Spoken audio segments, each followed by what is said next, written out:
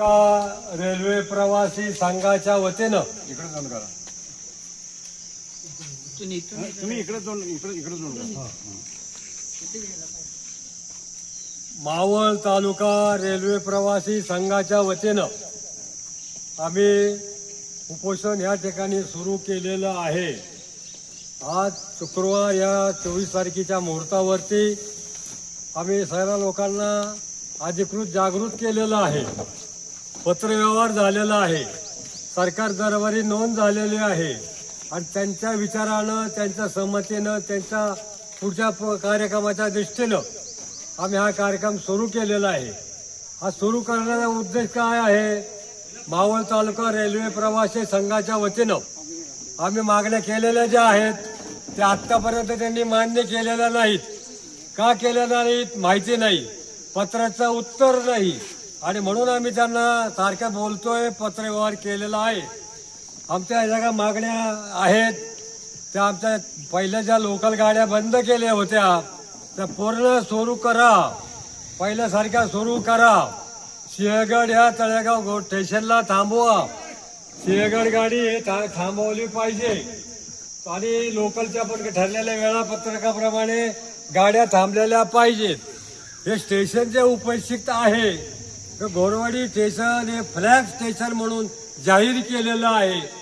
हे flag station त्यांना सुधारणा कधी होणार, त्यांना जागृती कधी देणार, त्याच्या सुधारणा कधी होणार नाही होणार हे आम्हाला काही सांगितलेलं नाही. म्हणून आम्ही तुमच्या दरबारी पत्रव्यवहार केलेला आहे. मुंबईपर्यंत पत्रव्यवहार झालेला आहे, दिल्लीपर्यंत पत्रव्यवहार झालेला आहे, मीटिंगच्या रूपानं आम्ही पत्रव्यवहार केलेला आहे, पत्रव्यवहार पेपरच्या रूपानं पत्रव्यवहार केलेला आहे. परंतु या घोरवडीच्या बाबतीत जागृती का नाही हा प्रश्न सर्वांच्या डोळ्यासमोर उभा राहिलेला आहे. तो उभा राहण्यासाठी आम्ही या ठिकाणी काहीतरी जागृती करण्यासाठी आणि लोकांना समजवण्यासाठी आम्ही हे उपोषण जाहीर केलेलं आहे. हे उपोषण आमचं बेमुदत आम्ही जाहीर केलेलं आहे. आम्ही आपल्या ह्या ठिकाणी बसलेलो आहे. सकाळी आमचा 9चा टाईम आम्ही दिलेला आहे. त्या ठरल्याप्रमाणे आम्ही ह्या ठिकाणी आम्ही आलेलो आहोत. आत्तापर्यंत सरकारचं कोणी आमच्याकडे आलेलं नाही, पाहिलेलं नाही, विचारलेलं नाही. आम्हाला त्याचं काही म्हणणं घेणं काही नाही. आमचा म्हणण्याचा उद्देश एवढाच आहे की आम्ही जे जागृती करण्यासाठी जे उपोषण केलं आहे, माहितीसाठी जे उपोषण केलेलं आहे, हा पत्रव्यवहार जो केलेला आहे हा तुमच्या समोर आम्ही मांडलेला आहे.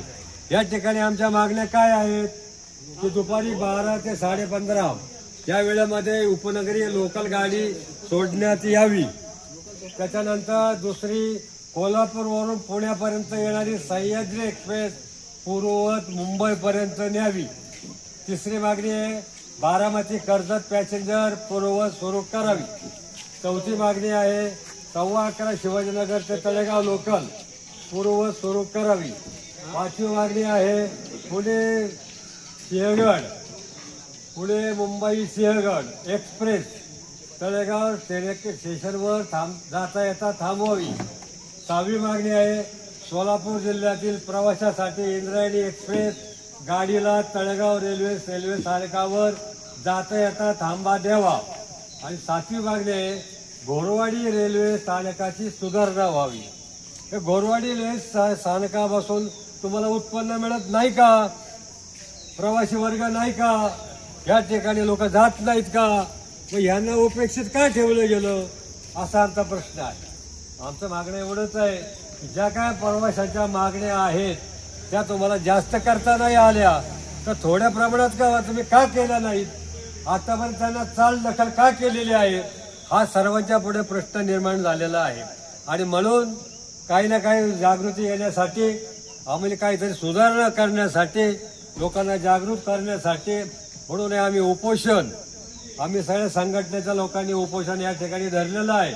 सगळ्या संघटनेच्या पदाधिकाऱ्यांना लोकांना आम्ही विनंती केलेली आहे की तुम्ही सर्वांनी भाग घ्या, सर्वांनी या ठिकाणी या, जागृती करण्यासाठी सर्वांनी इथं आलं पाहिजे म्हणून हे उपोषण आम्ही धरलेलं आहे.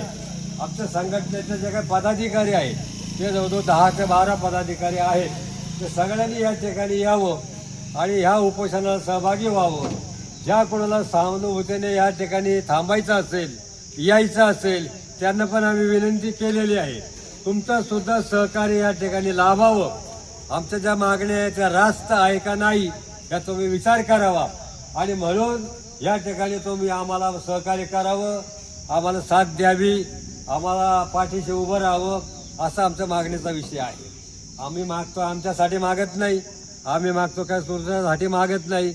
ह्या ठिकाणावरून जाणारे येणारे जे काही प्रवासी आहेत ते बाहेरचे आलेले आहेत, गावचे आहेत, नेहमी जाणारे आहेत, ते जागृती येण्यासाठी, त्या लोकांना माहिती होण्यासाठी म्हणून या घोरवाडी रेल्वे स्टेशनचं जे उपेक्षित स्टेशन आहे ते गैरसमजुतीचं स्टेशन झालेलं आहे किंवा या ठिकाणी सुधारणा करायच्याच नाही असं ते यांनी ठरवलेलं आहे.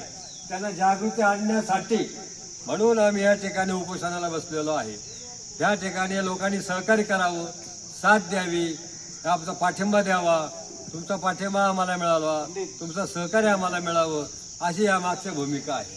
आणि ह्या मागच्या भूमिकेमुळे आज ना उद्या, उद्या ना परवा जागृती येणारच आहे, होणारच आहे, त्याला वाचा फुटणारच आहे. अशी जी काही जी भावना आहे ती लोकांची भावना होणारच आहे.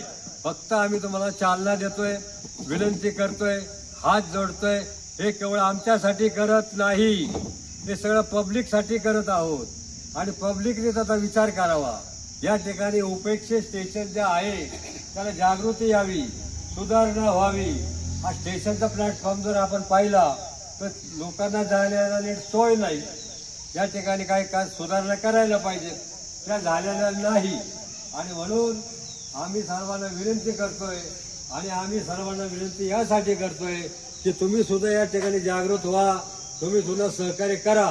आणि तुमच्या सहकार्यामुळं, तुमच्या जागृतीमुळं, तुमच्या ह्या आम्हाला पाठिंबा दिल्यामुळं चालना ह्याला मिळणार आहे, सहकार्य मिळणार आहे. आज ना उद्या, उद्या ना परवा त्याला काहीतरी वाचा फुटणार आहे असं आम्हाला तर नक्की वाटतं.